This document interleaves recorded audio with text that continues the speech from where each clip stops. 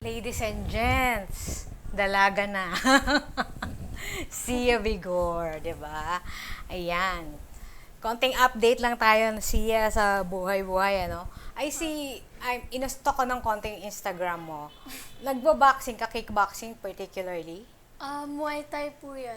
Muay So, Thai. nagpa-practice po, like parang boxing din. May boxing gloves. Tapos, yung mga kicks, ganun po.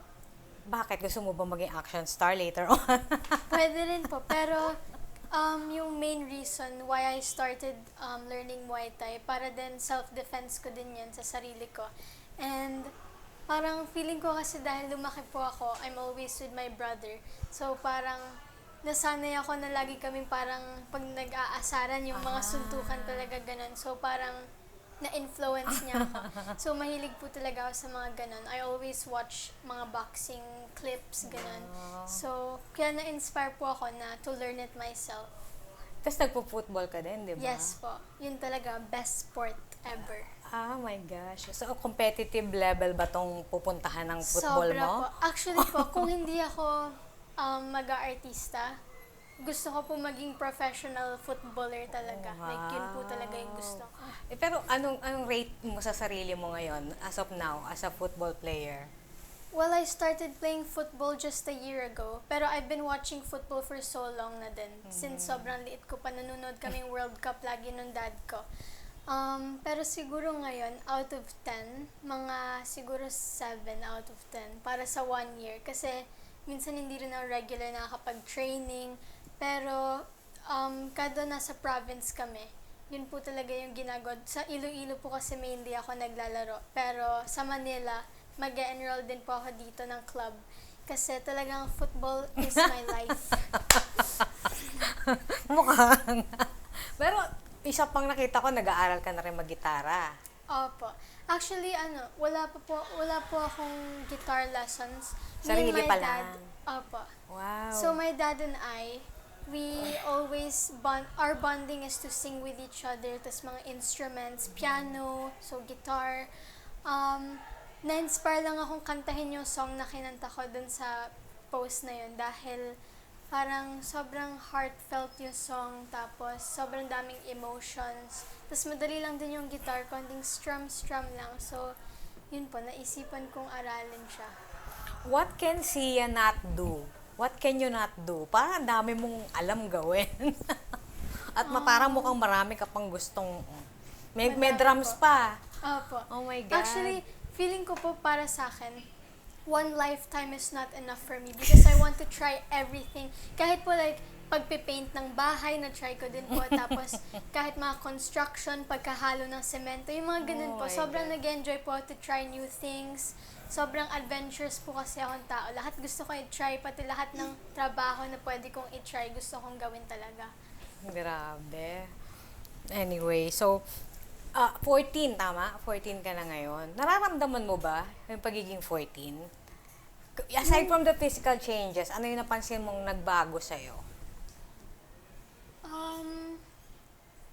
Feeling ko ganun pa rin naman po ako. Siguro, mas nadagdagan lang yung mga passion ko sa mga new things na ginagawa ko, like yung sport ko, football. And I think now, I'm more into learning new instruments. Parang, feeling ko ngayon mas naging inspired ako to try a lot of new things. Ganun po. Pero Tsaka languages din po, nag-aaral Oh din my po ako. God. Kasi bata ka pa lang na nakakausap ka namin. Ang matured mo na. So parang at 14, I'm sure parang mas matured ka pa lalo.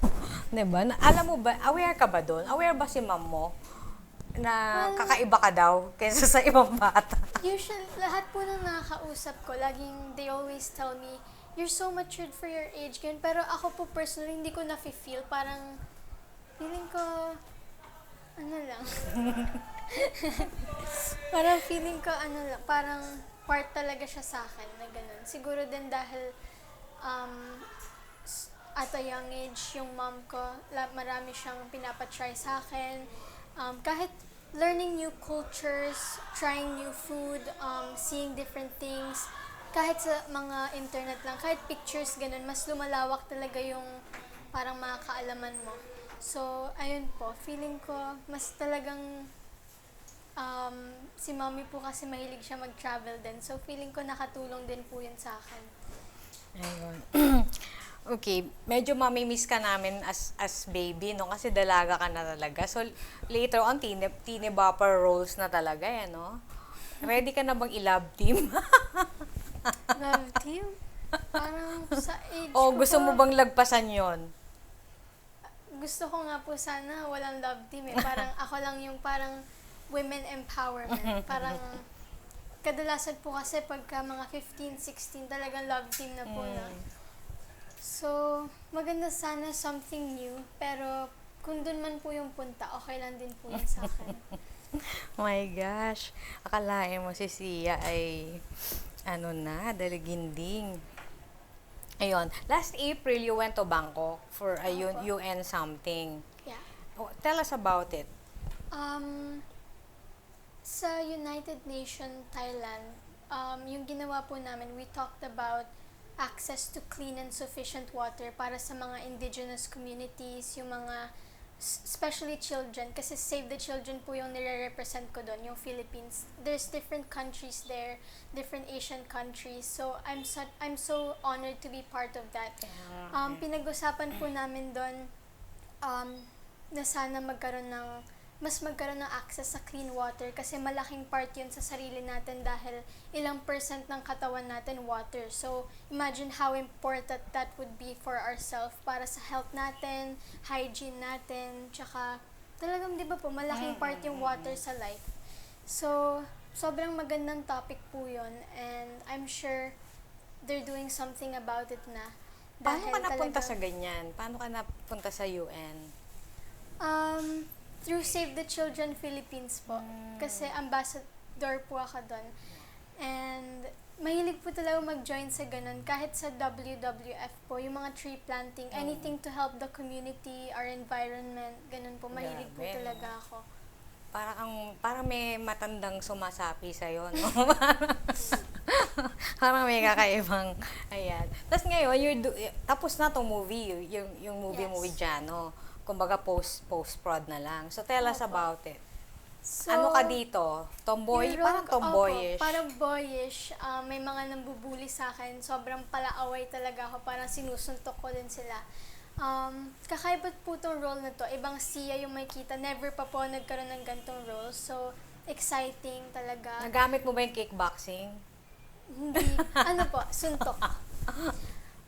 So yeah, something new.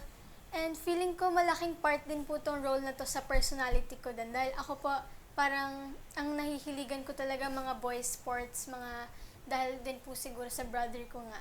Dahil siya talaga yung nakakasama ko. So feeling ko parang ako din to, yung role ko dito. Hindi lang halata kasi laging skirts, ganun. Pero sobrang excited po ako makita yung reaction ng mga tao sa movie na to kasi sobrang exciting, pang family, friends. So, yun po. Sana po maraming manood. May konting comedy ka dito. Opo, comedy, action, drama, all genres packed in one movie. May kanta pa, di ba? Opo, may kanta din, may entertainment, madami po. So, sana talaga maraming makanood dahil kahit anong genre, siguro horror lang wala. Pero, yung mga hilig pong genre, mga drama, action, comedy, ganun, lahat nandito sa movie na to. So, exciting talaga. Pero wala pa naman dahil itutumba ng dad mo dahil may nanliligaw. Wala pa namang ganon. Wala naman po. Meron lang konting something na parang crush ganun. Pero ayokong i-spoil kasi. Kumusta ang chemistry nyo ni Jano? First time nyo ba? Opo.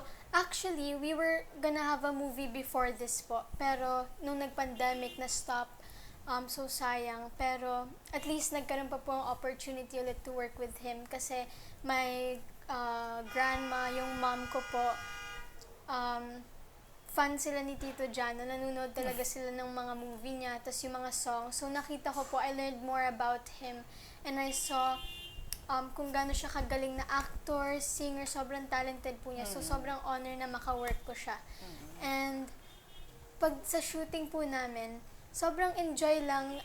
Ako po kasi personally, gusto ko talagang may nag-feed sa akin ng like mga tips kung ano yung mas pwede kong gawin para mas mapaganda yung eksena. Like, yung mga simpleng facial expression or like actions na gagawin dun sa movie. Si Tito Jano po, kahit hindi ko po siya tanungin or sasabihin niya sa akin or tuturuan niya ako kung ano yung pwede kong idagdag na gawin. Kasi makakatulong po yun sa kalahatan ng film eh. So, sobrang grateful po ako na maka-work ko siya. Kumusta rapport nyo? Kasi, Po? rapport, kasi siya more on comedy eh. Opo. Nasasakyan mo ba? Nasasabayan mo?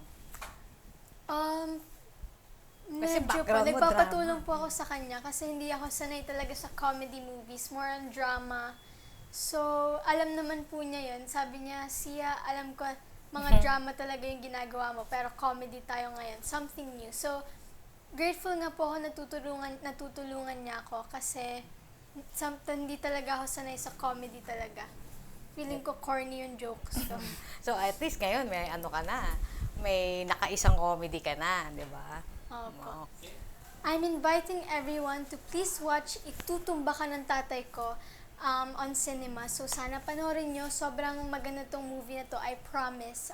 There's action, comedy, drama, all those genres packed in one movie. Sobrang madaming nangyayari. Sobrang exciting. So, sana panoorin nyo. Thank you!